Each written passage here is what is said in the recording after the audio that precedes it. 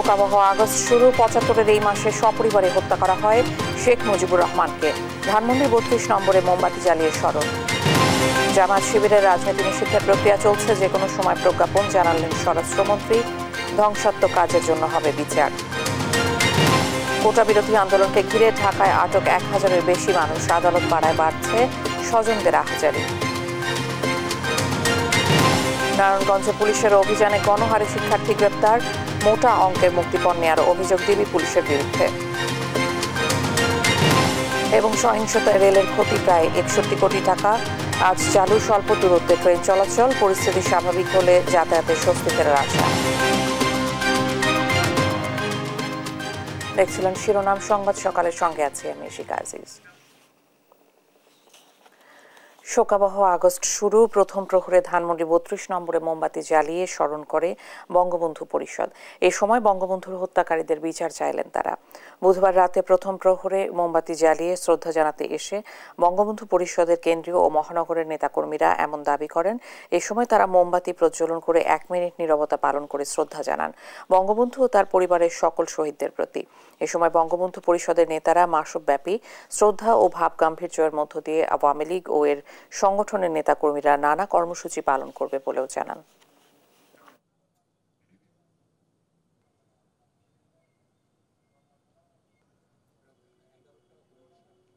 আমরা চাই যে আগামী দিনে যে সমস্ত হত্যাকারীরা এখনও যাদের মৃত্যুদণ্ড হয়েছে, কার্যকর হয়নি, দেশের বাইরে অবস্থান করছে, আমাদের বঙ্গবন্ধু পরিষদের থেকে দাবি থাকবে তাদেরকে দেশে ফিরিয়ে এনে তাদের হত্যার যে রায় সেটা যেন কার্যকর করা হয়। দেশবাসীকে সহ নতুন প্রজন্মকে আহ্বান জানাবো এবং মুক্তিযোদ্ধা সন্তানদেরকে আহ্বান জানাবো যে জাতির জনক আমাদেরকে একটি ভূখণ্ড, একটি পতাকা, একটি দেশ দিয়ে গেছেন। আজকে এক ধরনের নেকড়ে সবল মারার জন্য দেশটার মধ্যে হামলে পড়েছে। তাই আমি বিনীতভাবে অনুরোধ করব দেশবাসীকে সজাগ হওয়ার জন্য। জামায়াত শিবিরের রাজনীতি নিষিদ্ধের বিষয়টি প্রক্রিয়াধীন বলে জানিয়েছেন স্বরাষ্ট্রমন্ত্রী আসাদুজ্জামান খান কামাল। বুধবার সন্ধ্যায় সচিবালয়ে এক সংবাদ সম্মেলনে এ তথ্য জানান তিনি। জানান, যে কোনো সময় এ নিয়ে প্রজ্ঞাপন জারি করা হবে। মন্ত্রী বলেন, সন্ত্রাস দমন আইনের ১৮ নম্বর অনুচ্ছেদ অনুযায়ী জামায়াতকে নিষিদ্ধ করা হচ্ছে। যে কোনো মুহূর্তে প্রজ্ঞাপন জারি করা হবে বলেও জানান তিনি।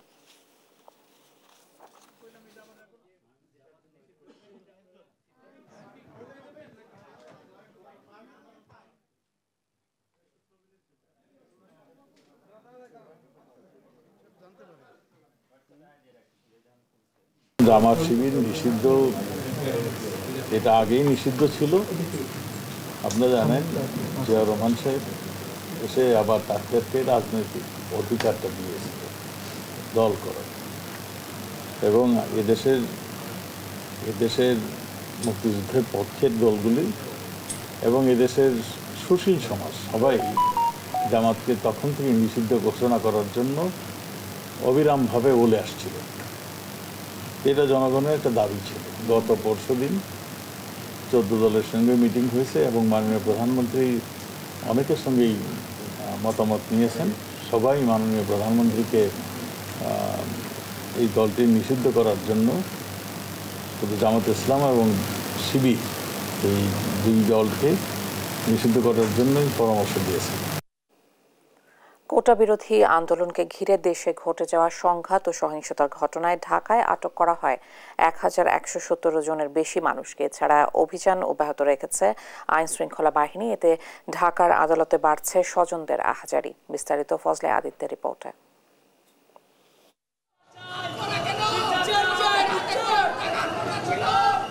কোটা আন্দোলন ঘিরে সহিংসতায় জড়িত সন্দেহে আটক ব্যক্তিদের দলে দলে আনা হচ্ছে আদালতে, যাদের মধ্যে শিক্ষার্থী সহ রয়েছে নানা শ্রেণী পেশার মানুষ। আটক বাবাকে এভাবে জড়িয়ে ধরে কাঁদছে মেয়ে ইলমা।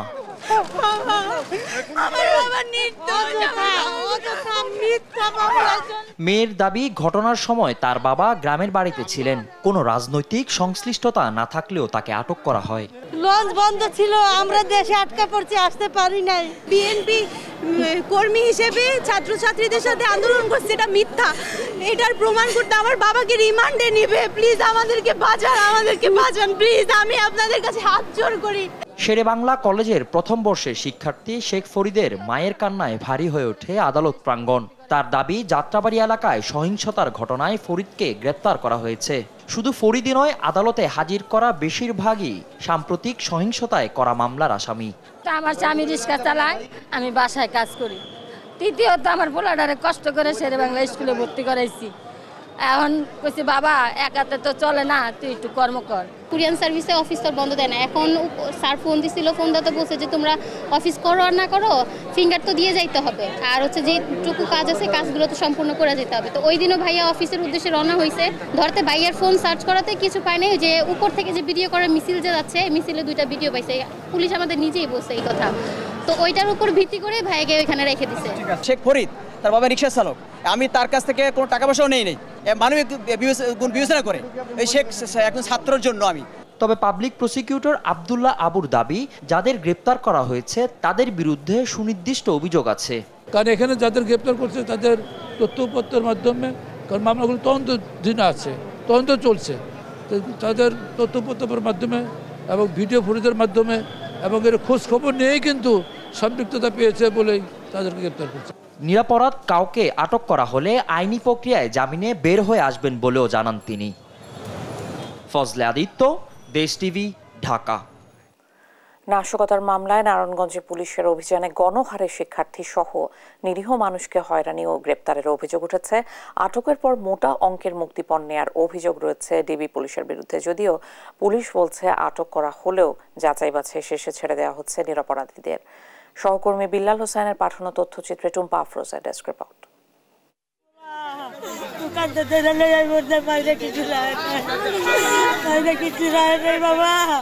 নারায়ণগঞ্জে গ্রেপ্তার হওয়া মিসির আলী কলেজের ছাত্র রবিনকে দেখতে এসে এভাবেই আহাজারি করছিলেন তার মা দেলোয়ারা বেগম।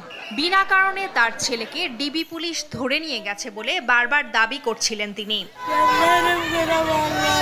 তার মতো গ্রেপ্তার হওয়া আরেক এইচএসসি পরীক্ষার্থী আবু রায়হান এখনো কারাগারে বন্দী। অকারণে গ্রেপ্তার করা হয়েছে দাবি স্বজনদের। তাদের মতো এমন অনেকের স্বজনরা এখন ঘুরছেন আদালত চত্বরে, জানাচ্ছেন অসহায়ত্বের কথা।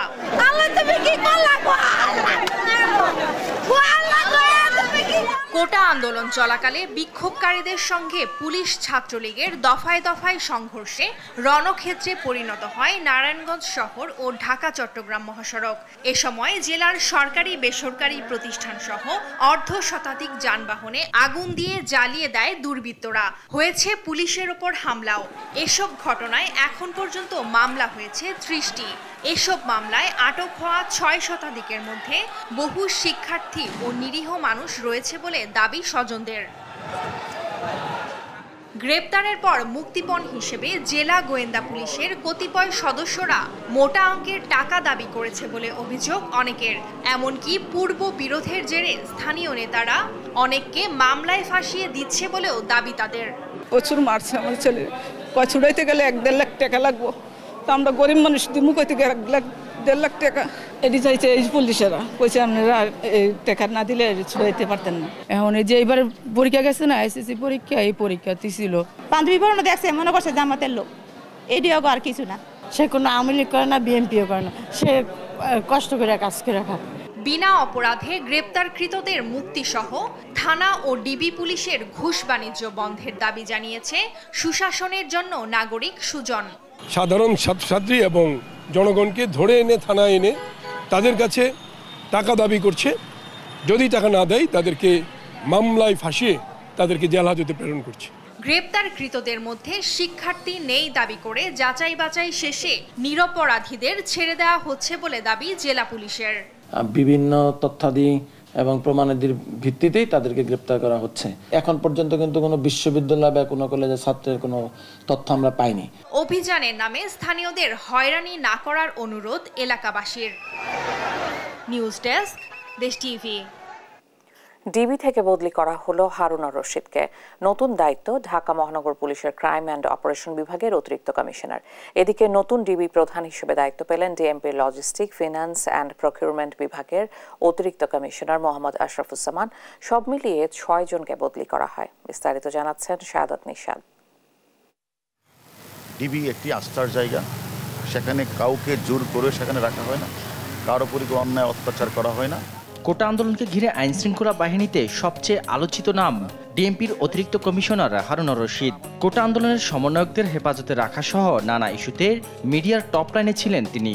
এবার সেই হারুনুর রশিদকে ডিবি থেকে বদলি করা হলো। নতুন দায়িত্ব ডিএমপির সদর দপ্তরের ক্রাইম অ্যান্ড অপারেশন বিভাগে। এদিকে নতুন ডিবি প্রধান হিসেবে দায়িত্ব পেলেন অতিরিক্ত কমিশনার মোহাম্মদ আশরাফুজ্জামান। বুধবার ডিএমপি কমিশনার হাবিবুর রহমানের সই করা এক আদেশে গণমাধ্যমে এই তথ্য জানানো হয়। আদেশে উল্লেখ করা হয়, ডিএমপির অতিরিক্ত কমিশনার ক্রাইম অ্যান্ড অপারেশন বিভাগে দায়িত্বে থাকা খন্দকার মহিদউদ্দিনকে অতিরিক্ত কমিশনার হিসেবে লজিস্টিক, ফিন্যান্স অ্যান্ড প্রকিউরমেন্টের দায়িত্ব দেওয়া হয়েছে। এদিকে রদবদল করা হয়েছে ৩ যুগ্ম কমিশনারকেও। রাজধানীতে বিভিন্ন রাজনৈতিক ও সংঘর্ষের ঘটনায় আলোচনায় ছিল যুগ্ম কমিশনার বিপ্লব কুমার সরকার। এবার ক্রাইম অ্যান্ড অপারেশন বিভাগ থেকে তাকে নেওয়া হয়েছে ডিএমপির অ্যাডমিন অ্যান্ড গোয়েন্দা দক্ষিণ বিভাগে। এই বিভাগে দায়িত্বে থাকা যুগ্ম কমিশনার সঞ্জিত কুমার রায়কে দায়িত্ব দেওয়া হয়েছে অ্যাডমিন অ্যান্ড গোয়েন্দা উত্তর বিভাগে। ডিএমপি কমিশনারের সই করা আদেশে ডিএমপির ক্রাইম অ্যান্ড অপারেশন বিভাগের যুগ্ম কমিশনারের দায়িত্ব পেলেন অ্যাডমিন অ্যান্ড গোয়েন্দা উত্তর বিভাগে দায়িত্বে থাকা খন্দকার নূর নবী। সাদাত নিশাদ, দেশ টিভি, ঢাকা। 14 দিন বন্ধ থাকার পর আজ চালু হয়েছে স্বল্প দূরত্বের ট্রেন চলাচল। রেলওয়ের মহাপরিচালক সর্দার শাহাদাত আলী জানান, নিরাপত্তা বিবেচনায় আপাতত স্বল্প দূরত্বে চলবে ট্রেন। কোটা আন্দোলন ঘিরে জুলাই মাসে অস্থিতিশীল পরিস্থিতিতে রেলের প্রায় 61 কোটি টাকার আর্থিক ক্ষতি হয়েছে বলেও জানান তিনি। পরিস্থিতি স্বাভাবিক হলে যাতায়াতে স্বস্তি ফিরবে বলেও জানান মহাপরিচালক। ফখরুল ইসলামের রিপোর্টে বিস্তারিত। নেই যাত্রী, রেলকর্মী। ইঞ্জিনবিহীন রেলের কোচগুলো নিষ্প্রাণ দাঁড়িয়ে প্ল্যাটফর্মে। দেশের সবচেয়ে গুরুত্বপূর্ণ ঢাকা স্টেশনের এই চিত্র বলে দেয় সারা দেশে বিচ্ছিন্ন রেল নেটওয়ার্ক। সম্প্রতি অস্থিতিশীল পরিস্থিতির আগুনে পড়েছে রেল। ক্ষতিগ্রস্ত হয়েছে বগি, সিগন্যালিং সিস্টেম। নিরাপত্তার স্বার্থে 19 জুলাই বন্ধ করে দেওয়া হয় জনপ্রিয় এই বাহনটি। আজকে রেল যোগাযোগ বিচ্ছিন্ন। আমরা মনে করি অতি দ্রুতই রেল যোগাযোগ সচল হবে। এই জনগণের বাহন, গরিবের বাহন, আশা করি ইনশাল্লাহ অতি দ্রুতই রেল চালু হবে। রেলওয়ের মহাপরিচালক জানান, টানা 13 দিন পর বৃহস্পতিবার স্বল্প দূরত্বে রেল চলাচল শুরু হবে। এতে যাতায়াতে কমবে ভোগান্তি। 19 তারিখ থেকে মূলত রাত্রি থেকে আমরা ট্রেন চলাচল আর কি সাময়িকভাবে স্থগিত করি আর কি, এবং এখন পর্যন্ত ট্রেন চলাচল শুধুমাত্র আমরা জরুরি প্রয়োজন বিবেচনায় তেলের গাড়িগুলো আমরা পরিবহন করছি। কিছু চিরাং থেকে যে ট্রেনগুলো চলা সবগুলো চিরাং নাই, কিছু চিরাং আছে, কিছু আখাউড়া আছে, এগুলো আবার সবগুলোকে আবার অ্যাডজাস্ট করার একটা বিষয় আছে। কিছু কিছু অ্যাডজাস্ট করতে হবে, কিছু কিছু আবার অ্যাডজাস্ট করা লাগবে না, কিন্তু আমরা চালাবো ওয়ান ওয়েতে চালাবো, পরের দিন থেকে আবার রেগুলার হবে আর কি। 2-3 দিনের মধ্যে আমরা এটা করতে পারবো। রেল চালুর জন্য সব প্রস্তুতি নেওয়ার কথাও জানান মহাপরিচালক। বলেন, সহিংসতায় ক্ষতিগ্রস্ত বগি ও সিগন্যাল সিস্টেমের মেরামতের কাজ চলছে। জানালা, গ্লাস এবং অন্যান্য বিভিন্ন অংশে আর কি ক্ষতিগ্রস্ত করা হয়েছে। ট্রেনের ইঞ্জিন, বগি, সেগুলোর নিরাপত্তা এবং যাত্রীদের নিরাপত্তা, এই বিষয়গুলোর সঙ্গে যারা আইন শৃঙ্খলা এবং স্থানীয় প্রশাসন তাদের সম্পৃক্ততা আছে। আইনগুলো আমাদের একবার জাস্ট দেখে নেওয়া, ব্রিজগুলো একবার দেখে নেওয়া, এগুলো আমাদের লেভেল ক্রসিং গেটগুলো আছে দেখে নেওয়া, সিগন্যালিং ডিপার্টমেন্ট তাদের সিগন্যালিং ইকুইপমেন্টগুলো যেগুলো আছে সেগুলো একটু চেক করে দেখে নেবে। কোটা আন্দোলন ঘিরে সহিংসতায় গেল জুলাইয়ে পূর্বাঞ্চল রেলের ক্ষতি হয়েছে 40,95,00,000 টাকা, আর পশ্চিমাঞ্চল রেলের আর্থিক ক্ষতি 20 কোটি টাকার বেশি। ফখরুল ইসলাম, দেশ টিভি, ঢাকা। 14 দিন বন্ধ থাকার পর আজ চালু হয়েছে স্বল্প দূরত্বের ট্রেন চলাচল। এ নিয়ে আরো জানাতে কমলাপুর রেল স্টেশন থেকে যুক্ত হচ্ছেন সহকর্মী শাহিদুজ্জামান সাকিব। সাকিব, সকাল থেকে কমলাপুর থেকে কি কি ট্রেন ছেড়ে গেছে, আর আন্তনগর ট্রেন কখন থেকে চালু হবে? দেশের চলমান পরিস্থিতিতে দীর্ঘ 2 সপ্তাহ বন্ধ থাকার পর আজকে থেকে কিন্তু আসলে ঢাকার স্বল্প দূরত্বের যে ট্রেনগুলো রয়েছে সেগুলো কমলাপুর রেল স্টেশন থেকে ছেড়ে যেতে শুরু করেছে। এখন পর্যন্ত যদি বলি, 2টি ট্রেন কিন্তু ঢাকা থেকে, একটি দেওয়ানগঞ্জ এক্সপ্রেস আর একটি হচ্ছে তিতাস কমিউটার, সেই 2টি ট্রেন কিন্তু ছেড়ে গেছে। এবং আজকে সারাদিনে মোট 5টি স্বল্প দূরত্বের ট্রেন চলার কথা রয়েছে। আপনি জেনে থাকবেন, গত মঙ্গলবার কিন্তু রেলওয়ের ঊর্ধ্বতন কর্মকর্তারা একটি বৈঠকে বসে তারা রেল চলাচলের বিষয়ে সিদ্ধান্ত গ্রহণ করে। প্রাথমিকভাবে রাজধানীর এই কমলাপুর রেলওয়ে স্টেশন থেকে ঢাকা গাজীপুর, ঢাকা নারায়ণগঞ্জ এবং ঢাকা ব্রাহ্মণবাড়িয়া তিতাস কমিউটার নামে একটি ট্রেন চলাচল করবে। আজকে সারাদিনে মোট 5টি লোকাল ট্রেন চলার কথা রয়েছে। এর মধ্যে সকাল 7টায় একটি ট্রেন ছেড়ে যায় এবং সকাল 9:45-এ আরেকটি ট্রেন ছেড়ে যাওয়ার কথা রয়েছে। মোট 5টি ট্রেন আসলে কমলাপুর রেলওয়ে স্টেশন থেকে ছেড়ে যাবে। আমরা সকাল থেকেই এখানে দেখেছি যারা লোকাল ট্রেনে ঢাকার আশেপাশের জেলাগুলোতে যাতায়াত করেন তাদের কিছুটা ভিড় লক্ষ্য করেছি। এখানে কিন্তু চলমান পরিস্থিতিতে আসলে এই কমলাপুর রেলওয়ে স্টেশনের যে চিরচেনা পরিবেশ, যে ভিড়, সেটি কিন্তু বেশ কয়েকদিন ছিল না। তবে আজকে ট্রেন চলাচল শুরু হওয়ায় কিন্তু সে পরিবেশ কিছুটা ফিরতে শুরু করেছে। আমরা রেলওয়ে স্টেশন মাস্টার যিনি রয়েছেন তার সঙ্গেও কথা বলেছি। তিনি যেটি বলেছেন, দূরপাল্লার যে ট্রেনগুলো রয়েছে অর্থাৎ আন্তনগর ট্রেন, সেই ট্রেনগুলো ছাড়ার বিষয়ে যেটি সিদ্ধান্ত হয়েছে, আরও 2-3 দিন পর পরিস্থিতি যদি স্বাভাবিক হয় সে ক্ষেত্রে কিন্তু সেই আন্তনগর ট্রেনগুলো আসলে কমলাপুর রেলওয়ে স্টেশন থেকে চলাচল করবে। আপাতত মালবাহী যে ট্রেন রয়েছে সে ট্রেনগুলো নিয়মিতই চলাচল করছে, তবে যাত্রীবাহী ট্রেন ঢাকার আশেপাশের জেলাগুলোতে যে লোকাল এবং কমিউটার মেল ট্রেনগুলো চলাচল করে সেটি আজকে থেকে চলাচল শুরু হয়েছে। এই ছিল কমলাপুর রেলওয়ে স্টেশন থেকে রেল চলাচলের আমার কাছে থাকা সর্বশেষ খবর। ইশিকা। ধন্যবাদ সাকিব আপনাকে। সরবরাহ বাড়ায় কিছুটা কমেছে সবজির দাম, তবে 50 টাকার কমে মিলছে না কোনো সবজি, যা সাধারণ মানুষের নাগালের বাইরে। বিস্তারিত জানাবেন মানিকগঞ্জ থেকে সহকর্মী আব্দুল আলিম। সবজি সরবরাহ বেড়েছে বাজারে, সরবরাহ বাড়লেও কিছুটা দাম কমলেও কিন্তু বাজার কিন্তু এখনও চড়া।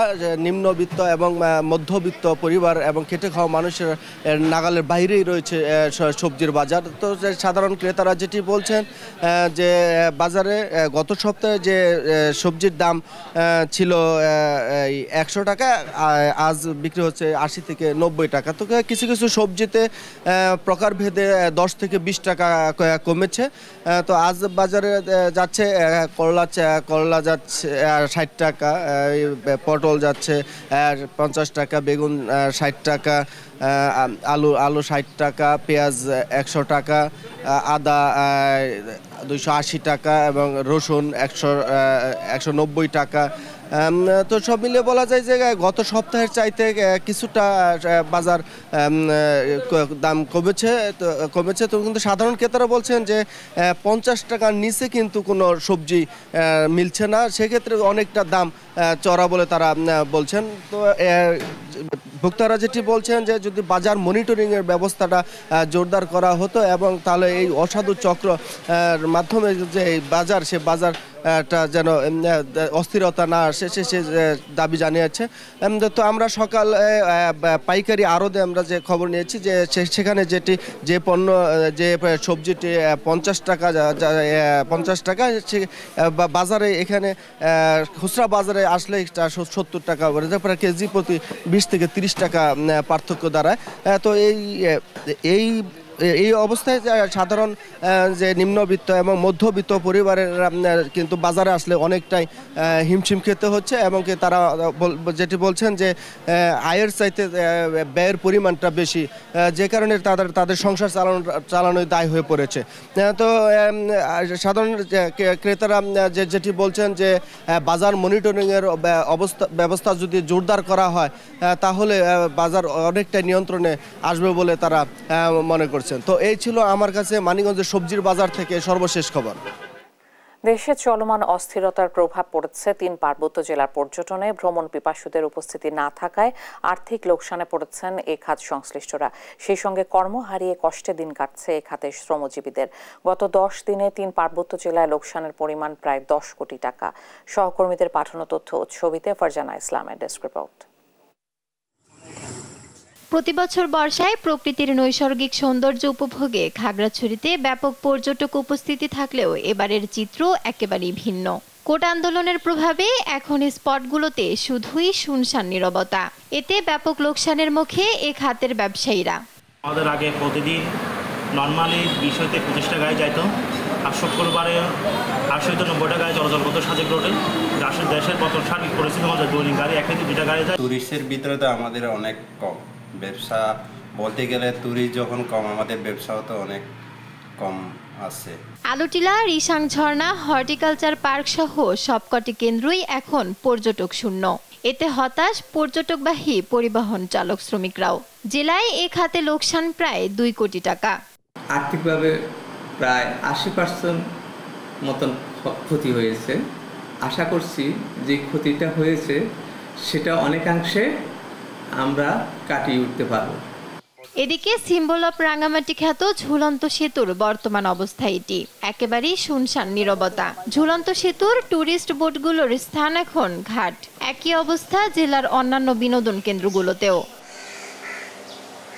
পর্যটন কর্পোরেশনের দৈনিক গুনতে হচ্ছে 50,000 টাকা লোকসান। গত 10 দিনে পুরো জেলায় লোকসানের পরিমাণ প্রায় 4 কোটি টাকা। গত শীত হওয়ার কারণে আমাদের হোটেল একেবারে শূন্য হয়ে যায়। এ কারণে আমাদের প্রায় আনুমানিক গড়ে প্রতিদিন 50,000 টাকা ক্ষতি হয়েছে। রাঙ্গামাটি পার্বত্য জেলায় পর্যটন খাতে এবং পর্যটন সংশ্লিষ্ট যারা আছে সবকিছু মিলিয়ে প্রায় 4 কোটি টাকার উপরে এখানে ক্ষতি হয়েছে। পাহাড়ি কন্যা হিসেবে পরিচিত জেলা বান্দরবান। বর্তমানে জেলার 74টি স্পটের অধিকাংশ এলাকায় নেই পর্যটকের বিচরণ। এতে 80টি হোটেল মোটেল রিসোর্ট, 450টি যানবাহন ও 350টি যন্ত্রচালিত নৌকার মালিক ক্ষতির মুখে। ফলে কর্মসংস্থান হারিয়েছেন পর্যটনের উপর নির্ভরশীল কয়েক হাজার মানুষ।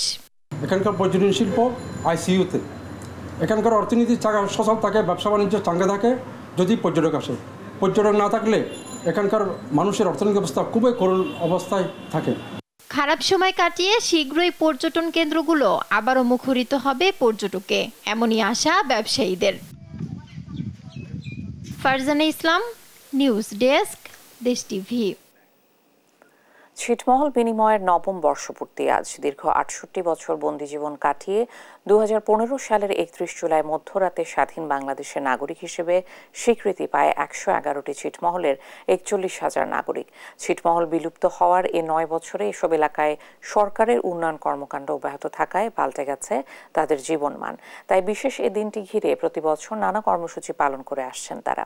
সহকর্মীদের পাঠানো তথ্যচিত্রে টুম্পা আফরোজের ডেস্ক রিপোর্ট। প্রায় 7 দশক পর মুক্তি। 2015 সালে ছিটমহল বিলুপ্তির মাধ্যমে যেন নতুন করে মুক্তির স্বাদ পেয়েছেন 41,000 মানুষ। গেল 9 বছরে যোগাযোগ, স্বাস্থ্য, শিক্ষা, চাকরি সহ অন্যান্য মৌলিক অধিকারে স্বাবলম্বী হয়ে উঠছেন তারা।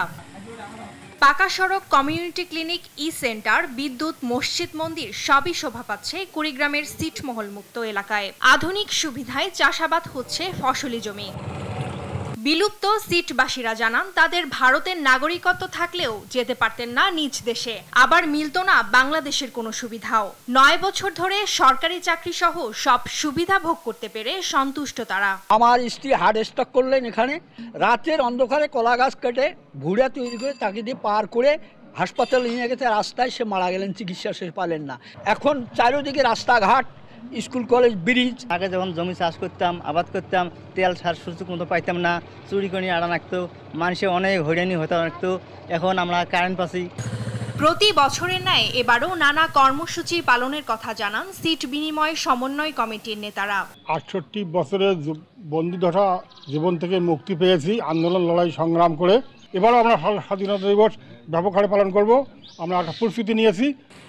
তাদের ভাগ্য বদলাতে নানা উন্নয়ন কার্যক্রম বাস্তবায়ন করা হয়েছে। প্রায় 30 কিলোমিটার পাকা রাস্তা হয়েছে, এছাড়াও ব্রিজ, কালভার্ট নির্মিত হয়েছে এবং প্রাইমারি স্কুল রয়েছে এখানে 3টি, মাদ্রাসা রয়েছে 1টি, হাই স্কুল রয়েছে 2টি এবং কলেজ রয়েছে 1টি। লালমনিরহাটে বিলুপ্ত ছিটমহলগুলোর মান উন্নয়নে নির্মাণ করা হয় রাস্তাঘাট, শিক্ষা প্রতিষ্ঠান ও ধর্মীয় প্রতিষ্ঠান। ঘরে ঘরে দেয়া হয় বিদ্যুৎ সুবিধা। কৃষি উন্নয়নেও নেওয়া হয় নানা উদ্যোগ। এখন ছেলেমেয়েরা লেখাপড়া করে, অনেকে অনেক জায়গায় ভালো ভালো পোস্টে চাকরি করে। স্কুলগুলো যদি গভর্নমেন্ট করা হয় হয়তো এলাকার মানুষের মান উন্নয়ন হবে। একজনের জমি আরেকজনের নামে কিছু রেকর্ড হয়েছে, এটি রেকর্ড সংশোধন হলে আমি মনে করি ছিটমহলবাসী পরিপূর্ণভাবে ওরা স্বাধীনতা লাভ করবে। পিছিয়ে থাকা বিলুপ্ত ছিটমহলের বাসিন্দাদের এগিয়ে নিতে নানামুখী উদ্যোগ নেওয়া হচ্ছে বলে জানান লালমনিরহাটের জেলা প্রশাসক। ছিটমহলগুলিকে একেবারেই আধুনিক করার জন্য যে ধরনের প্রকল্প গ্রহণ করা দরকার তার যাবতীয় প্রকল্প ইতিমধ্যে সরকার গ্রহণ করেছে। আগামী দিনে এই ছিটমহলগুলি আরও উন্নত তারা জীবনযাপন করতে সক্ষম হবে। 2015 সালের 30 জুলাই মধ্যরাতে স্বাধীন বাংলাদেশের নাগরিক হিসেবে স্বীকৃতি পায় লালমনিরহাটের 59, কুড়িগ্রামের 12, নীলফামারীর 4 এবং পঞ্চগড়ের 36টি ছিটমহলের বাসিন্দা। টুম্পা আফরোজ, নিউজ ডেস্ক, দেশ টিভি। দেখছেন সংবাদ সকাল।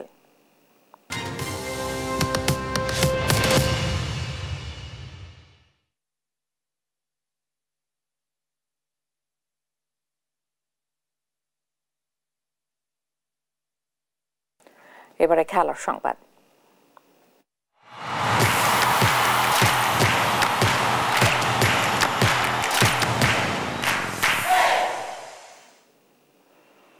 প্যারিস অলিম্পিকের পঞ্চম দিন শেষে 9টি স্বর্ণসহ 19টি পদক জিতে শীর্ষস্থান দখল করেছে চীন। এদিন সাঁতারে হয়েছে একাধিক অলিম্পিক রেকর্ড। ছেলেদের 100 মিটার ফ্রি স্টাইলে বিশ্ব রেকর্ড গড়েছেন চীনের ঝানলে পান। আর টেনিসে ছেলেদের দ্বৈতে যুক্তরাষ্ট্রের কাছে হেরে বিদায় নিয়েছেন স্প্যানিশ তারকা জুটি কার্লোস আলকারাজ এবং রাফাল নাদাল। আরও জানাচ্ছেন রজনী রহমান।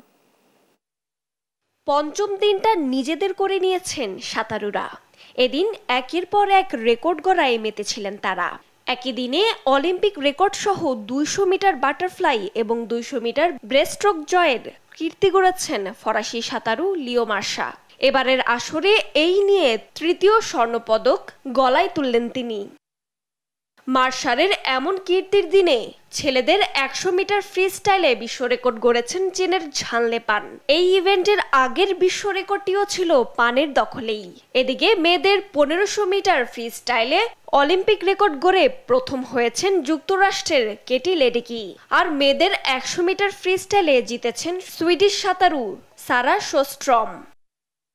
ছেলেদের টেনিসের দ্বৈততে যুক্তরাষ্ট্রের কাছে হেরে বিদায় নিয়েছেন স্প্যানিশ জুটি কার্লোস আলকারাজ এবং রাফায়েল নাদাল। যুক্তরাষ্ট্রের অস্টিন ক্রাইচেক এবং রাজীব রাম জুটির কাছে 6-2 ও 6-4 গেমে হারেন তারা। এর আগে ছেলেদের এককে জকোভিচের কাছে হেরেছেন নাদাল। পঞ্চম দিনে জুডোতে আধিপত্য দেখিয়েছেন ইউরোপীয় অ্যাথলেটরা। মেয়েদের 70 কেজি ওজন শ্রেণীতে গোল্ড মেডেল জিতেছেন ক্রোয়েশিয়ার বারবার মাটিচ। ছেলেদের 90 কেজি ওজন শ্রেণীতে স্বর্ণপদক পেয়েছেন জর্জিয়ার লাসা ভিকাউরু। মেয়েদের ট্রায়াথলনে ফ্রান্সকে স্বর্ণপদক এনে দিয়েছেন কাসান্দ্রে বিওগ্রান্দ। আর ছেলেদের ট্রায়াথলন জিতেছেন গ্রেট ব্রিটেনের অ্যালেক্স ই। প্রথম অ্যাথলেট হিসেবে ব্যক্তিগত ও মিশ্র রিলে জিতলেন ই। এদিকে ট্র্যাপ শুটিং এর স্বর্ণপদক নিজের করে নিয়েছেন গুয়েতমালার আন্দ্রিয়ানো রুয়ানো। প্যারিস অলিম্পিকের মেডেল টেবিলের শীর্ষস্থানটা গত দুদিন ধরে নিজেদের দখলে রেখেছিল জাপান। তবে পঞ্চম দিনে এসে জাপানকে হটিয়ে শীর্ষস্থান দখল করেছে চীন। 9টি স্বর্ণপদক সহ মোট 19টি পদক জিতেছে তারা। 8 স্বর্ণ সহ 15 পদক জেতা জাপান নেমে গেছে তৃতীয় স্থানে। রজনী রহমান, স্পোর্টস ডেস্ক, দেশ টিভি। এ পর্যায়ে সংবাদ শিরোনাম জানিয়ে দিচ্ছি আরেকবার।